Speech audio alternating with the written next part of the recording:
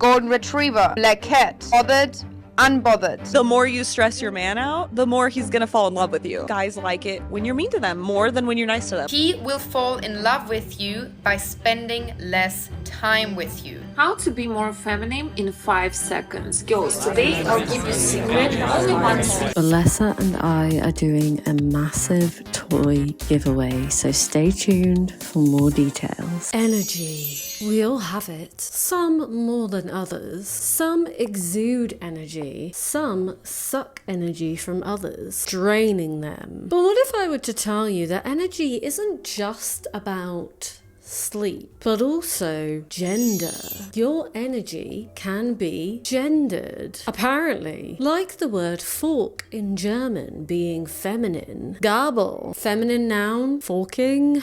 Coincidence? I think not. Before we get into what gender my energy is, let me quickly introduce myself. My name is Tara Mooney, and this is the only channel on YouTube where all videos are written and produced by a cow. She couldn't be in the video today because she's actually at yoga, because self-care is important, but if you like and subscribe, she might appear in the next one. And you know what the best way to unlock your alpha, sigma, delta, enigma energy is? Pleasure. Alexa, play What's Your Pleasure by Jessie Ware. And who better to partner up with than Bellessa? And Bellessa today are giving out more than just energy, but free vibrators and free gift card to vibrators to everyone who signs up to my giveaway. They're gifting you vibes, not just in the ethereal sense, but literally. Bellessa is a bi-women company for all things sexual wellness, with a mission to empower everyone to embrace, explore, and celebrate their sexuality. My favorite new toy is the Pebble, not only because it's cute as hell, but also because it's ergonomically built to fit perfectly in your hand. And the suction and vibration can be controlled independently. Best of all, there's no annoying pattern modes, because who has time for that? Not me. And a reliable classic is the trusty Air Vibe,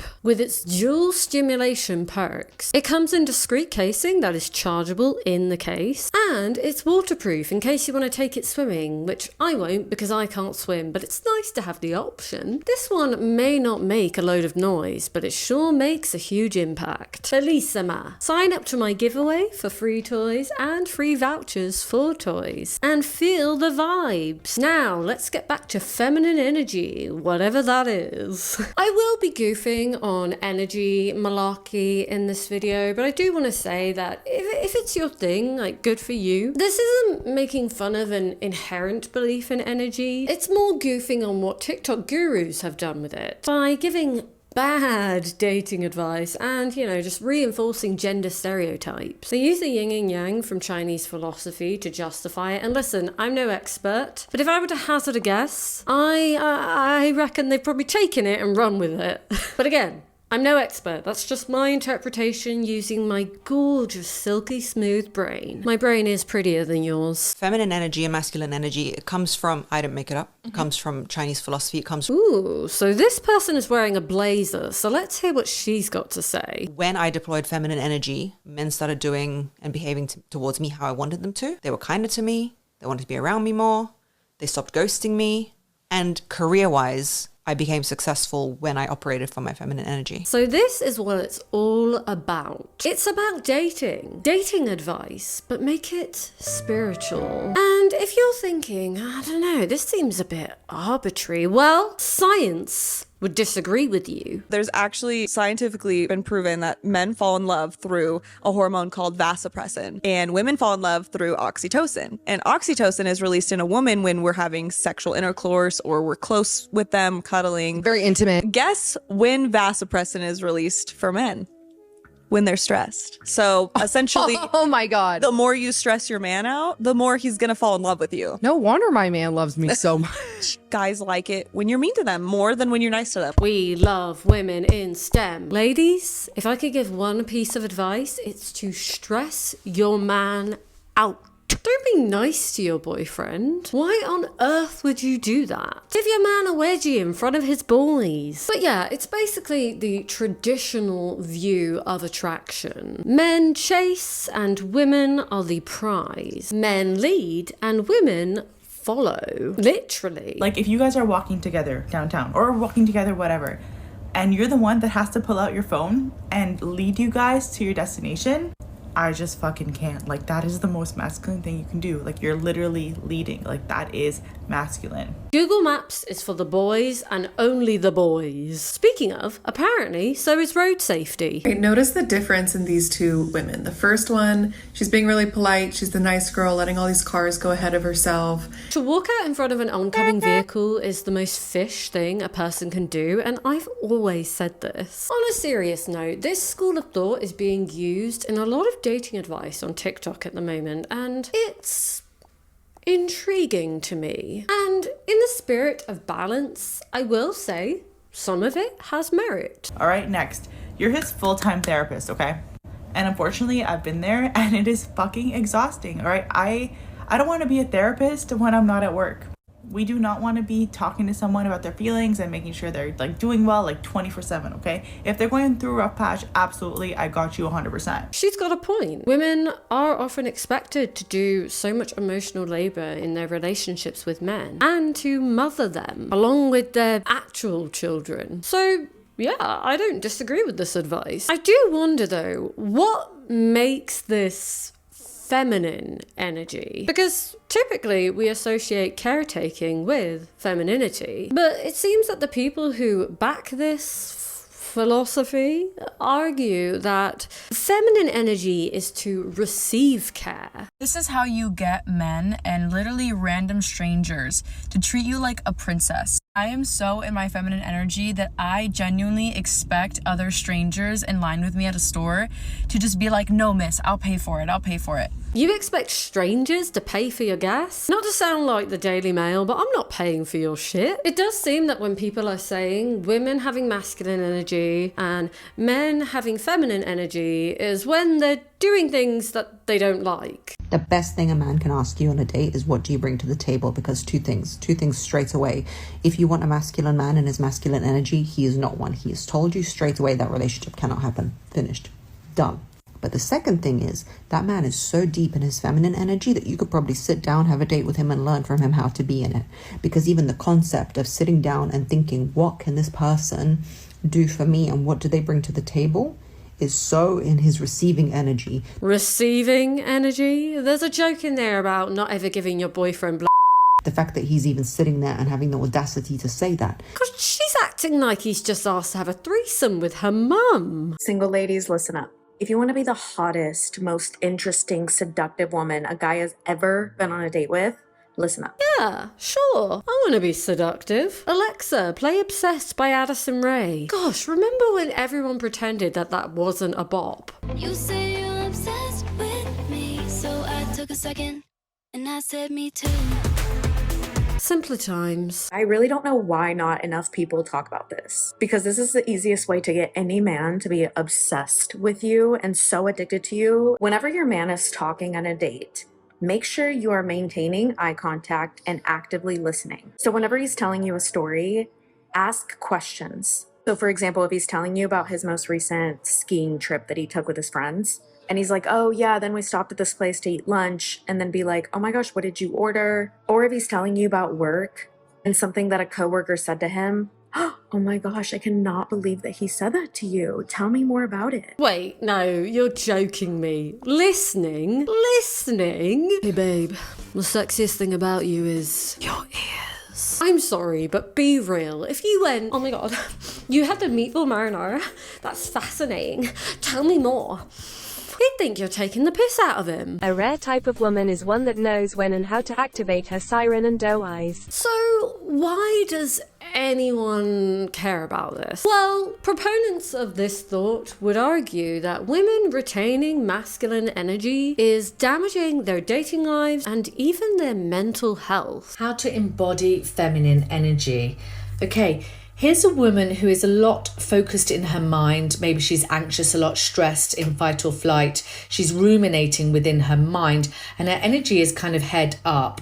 In order to embody our feminine energy, it's a focused intention of bringing the emotion from the brain down into the body, into the heart, the solar plexus, the sacral or womb chakra, and the root chakra at the base of the spine. I love science. When a woman is in her masculine energy, this is typically a bad thing. Not because she's using masculine energy, but because it means she's self-protecting. If you're using your masculine energy to lead a meeting or organize something or problem solve, that's great. But when we say that a woman is in her masculine, it typically means she's in her proving, striving, or convincing energy. And why would she be doing that? Well, we prove and strive and try to convince when we fear that we're not good enough as we are. So here's the thing, I don't even disagree that the constant need to prove yourself is bad for your self-worth, but why is that masculine? Surely if a man does this, that's not healthy for his mental health either. None of you are able to make a convincing argument as to why this is inherently masculine. It's just based off vibes. Black cat is independent. Golden retriever is dependent. Let's use Vanessa Hudgens as a little example. Even though she seems like the ultimate black cat, the ultimate femme fatale, like dark femininity, even in the way she looks, in her past relationship, she was a golden retriever. That's why it didn't work. If you're with the wrong man and it's the wrong dynamic between you two, you end up being the loyal golden retriever that's getting played. You can see it even in the body language. Look how she's clinging onto him. She's so smiley. She's so happy. When you become so loyal, so naive, so reassuring, so loving, you're transforming your man into the black cat. Look at him. Look at the confidence on him. Golden retriever, black cat, bothered,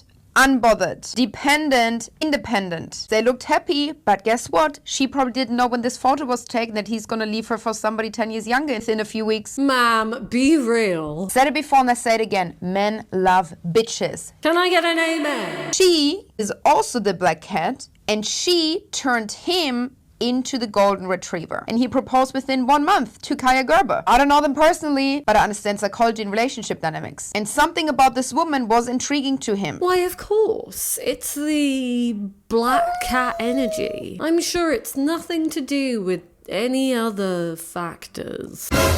So I do appreciate how she advises men to have simp energy. Man needs to be the loyal golden retriever that is loving and caring and compassionate and reassuring, doesn't feel threatened by their wife, which is the powerful, independent, mysterious, sexy, unbothered queen, the black cat. So, you can't say that I'm not being fair and balanced in this video. Ooh, okay, this is where things get spicy. Signs that you're in your masculine energy, constantly tired, forcing things to work out, overthinking, always stressed. So it seems, from my inference, that they would argue that women embracing their feminine energy improves their mental health and emotional well-being, which is a take. Imagine going to the GP and they're like, mental illness? Babe, no, you're just in your masculine energy. This reminds me of how, it's spring and the sun comes out and my friends and I are all like, oh, vitamin D, oh, the sun's out, I'm so happy. Maybe mental illness isn't real, except we're joking. Thankfully, I can just crank up the dial on my feminine energy and all my mental illness will be cured. Women in STEM. How to be more feminine in 5 seconds. Girls, today I'll give you a secret, only one secret. The secret is you have to slow down how you talk, how you move your arms, how you walk, how you eat, how you drink. 3 times slower than usual. So I guess the ADHD girlies are excluded from this. Sorry, pack it up, go home. Besides the problematic undertones surrounding mental health, I'm also unconvinced by this as dating advice. He will fall in love with you by spending less time with you. Falling in love is nothing more than a chemical neurotransmitter released in the brain to reproduce. I mean, this just seems awfully unromantic. Men fall in love through vasopressin. Vasopressin is a neurotransmitter that is being poured out into the brain, into the body, and makes him fall in love by not spending time with you. When he is in absence of you and thinks of you. This is how he's going to chase you and pursue you, because he's realizing by not spending time with you that he does want to spend time with you. And by realizing that in your absence, the chase will start for him. It's funny because on the one hand, they're advising, don't overthink, be sure of yourself. But fundamentally, this is all game playing. Nothing about this is organic. It takes the fun out of dating and romance. Now, you might be wondering, what are the men saying? Oh, you weren't? So many men these days are complaining about women having masculine energy. I firmly believe that the best advice I've been given was advice that was barely audible. No woman is going to be able to embrace her feminine energy if she constantly feels uneasy with you. If she's in survival mode and has to do it all herself, and you aren't doing your part as a man, you will never get the best version of her. So from what I gather, women ultimately desire to be cared for, and men are in their element when they are giving care. And listen, given how we're socialized, I believe that. And also, gender roles aside, the idea of polarity in relationships makes sense. Balance is good. I just wonder if the heavy-handed gendering of all this is necessary. Now, whilst feminine energy within a man is not always a bad thing, if he's unable to realise when he's in a masculine or a feminine state, he will constantly force his wife to be masculine. She doesn't want to be there. Not all the time, anyway. I saw a comment on one of these videos that said, how do you show anger when in feminine energy? I mean, come on, this is getting a bit silly, isn't it? Okay, why do I get annoyed at my feminine friend? It feels like she puts me in my masculine because I need to make all the plans, etc. Making plans? Masculine. The most masculine job one can have is to be a wedding planner. That's right, fellas, put away the boxing gloves, whack out the binder, and let's get scrapbooking. Live your life. You do you, boo, but some of this is going a little too far. When a woman is in a relationship where the man doesn't show up, she has to put the pants on. So I'm sorry if I'm masculine, but I've been forced to be masculine. Show me an alpha man that is in his true alpha and watch me become a sweet, soft little girl.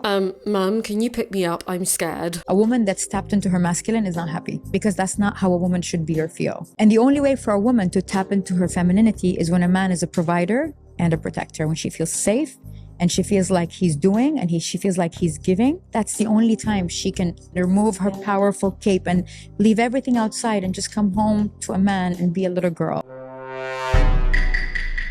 This lady is clearly on the defensive about past experiences, so I don't want to dunk on her too hard, but my feedback would be to say, maybe you should repeat what you said to yourself aloud and rethink the wording. Let's not make the ideal to infantilize women, in my humble opinion. But don't take it from me, because I'm in my masculine energy, because I think all of this is tosh. I do. And I do think that this is just about reinforcing stereotypical gender roles, because as much as they claim this isn't about gender expression, it's still encouraging the mindset of men leading, women following, which, come on, we know by now has had some issues, to say the least. Unless you love Fresh and Fit, which, if you do, good on you for getting this far in the video. I mean, you might have left me a bunch of death threats, but engagement is good for the algorithm. Thanks, boys. But yeah, I just wanted to quickly chat about this today because it irked me. It feels like repackaged gender stereotypes whilst claiming to be empowering and a new way of thinking. And something that I just think is such a bummer online, and this could be a whole video in itself, is that dating advice encourages overthinking to the point of inauthenticity. If you have to consciously put on a role in your relationship, how sustainable is that going to be? Like, how long can you keep it up? How flexible is this way of thinking? Because real life isn't like this. There are times when one partner takes more of the other and vice versa because, life has ebbs and flows. But that's just one woman's opinion. That is my opinion. So yeah, let me know your thoughts in the comments. Oh, and anyone who knows about Chinese philosophy, please tell me if these people have got it right, because I'm genuinely curious about that. But yeah, thank you for watching. Thank you, Belessa, for sponsoring this video, and I will see you in the next one. Bye-bye. Bye-bye now. Bye-bye. Bye-bye now. Bye-bye. Thank you so much to my patrons on Patreon, and I just want to quickly shout out Margot, who is 11 years old and has eczema. Isn't that adorable? She's getting less stressed now, but she still has her eczema. She's just like us for real. But yeah, anyway, thanks for watching. Bye.